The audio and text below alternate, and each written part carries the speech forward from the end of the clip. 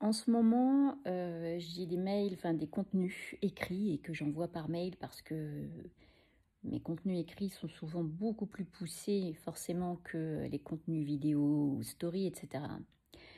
Et je répondais à Géraldine, qui publie des super contenus, qui est une femme qui a traversé, du peu que je sais, des épreuves dans sa vie et qui accouche qui a accouché d'une lumière certaine, bon bref, et elle a publié quelque chose qui est en rapport avec, vous voyez, on voit Glenn Close dans Le Diable s'habille en Prada, avec un sourire en coin, et avec écrit une pensée. Et la pensée, je ne l'ai plus les termes exacts, mais c'est quand tu sais, en gros, que le karma va se charger de la personne qui t'a fait du mal, tu n'as pas besoin d'être en colère. Et il y a ce sourire en coin. Et moi, quand je vois ça, je ne suis pas capable de publier ça.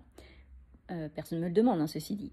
Mais je me dis, cette image qui dit quelque chose, avec cette phrase qui va au-delà de juste, on sait que les conséquences les actes posés génèrent des conséquences. Et encore, dans la loi de la vibration, je ne suis pas sûre.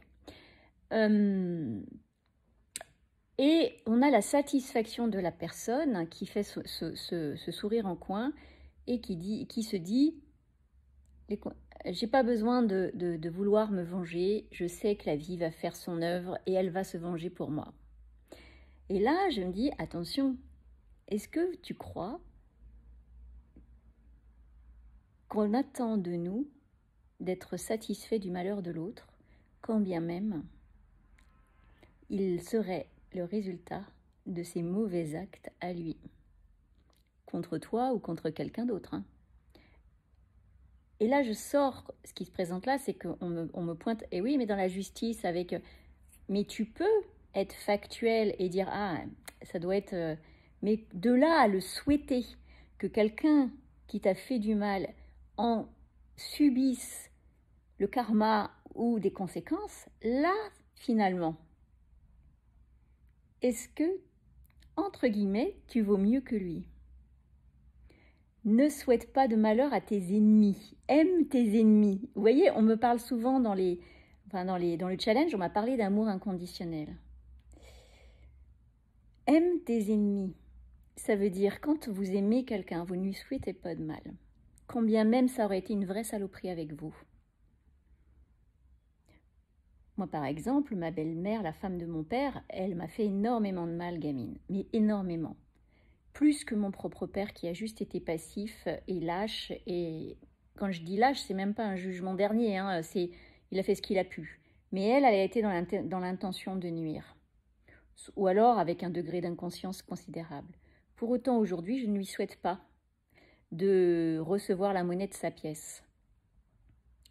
Je m'interdis même, parce que mon corps, mon humain, l'enfant blessé qui est encore là, peut avoir eu cette pensée de je lui souhaite par exemple tomber dans les escaliers, je lui souhaite de subir la monnaie de sa pièce. Mais quand cette pensée, quand tu es en conscience, quand cette pensée arrive, tu sais que tu peux pas. Tu sais que tu peux pas. Et là, je te dis que là, c'est le palier de, je vais pas dire supraconscience, mais tu as des paliers de conscience.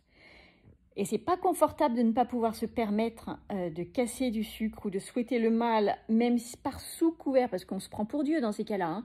C'est parce que tu as fait du mal, tu vas subir et je te le souhaite et je ne peux qu'en être satisfait. Non, en fait, t'es pas là pour ça.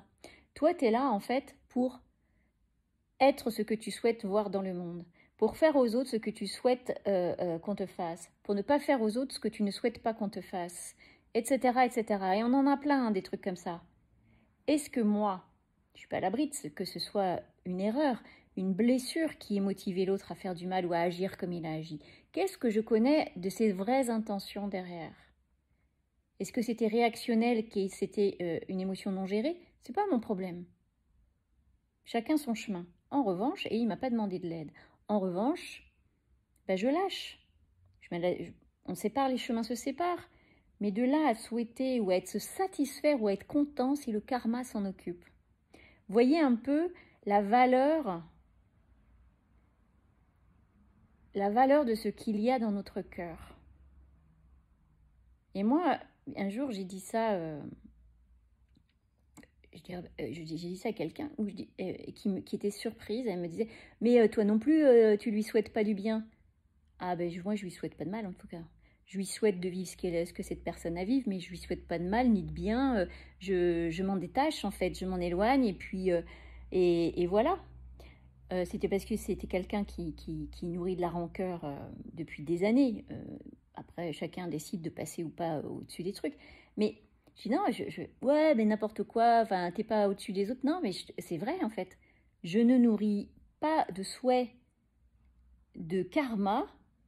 Je ne nourris pas ce souhait de karma dans la notion tu vas récolter ce que tu as semé. C'est pas à moi de régler ça. Moi, je veux juste être tranquille. Et je ne souhaite pas à l'autre de subir ça. Parce que très personnellement, si j'avais un moment où, et j'en ai eu dans ma vie, où j'ai pas été bien, où j'ai mal agi, où j'ai mal parlé, où l'autre a pu penser que je lui voulais du mal, c'est certainement arrivé. J'espère juste, je ne souhaite pas que cette personne me veuille du mal en retour. Puisqu'à la base, à la rigueur, j'ai peut-être mal géré une situation. Et crois-moi, j'ai mal géré des situations. Hein. Et il n'y a pas besoin forcément d'aller très très loin dans le temps.